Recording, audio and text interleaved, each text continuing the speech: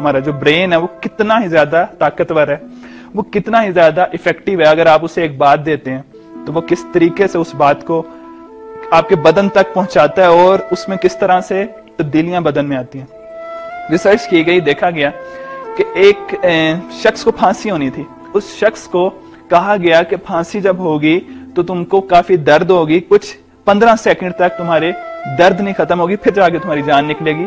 एक और तरीका है, हमारे पास एक सांप है, वो जब तुम्हें डसेगा सेकंड के अंदर तुम्हारी मौत वाकई हो जाएगी और तुम्हें दर्द भी नहीं होगी। उसने सोचा कि मुझे फांसी तो हो ही रही है, साइन उसने कर दिए कि मुझे इसी तरीके से मौत दी जाए।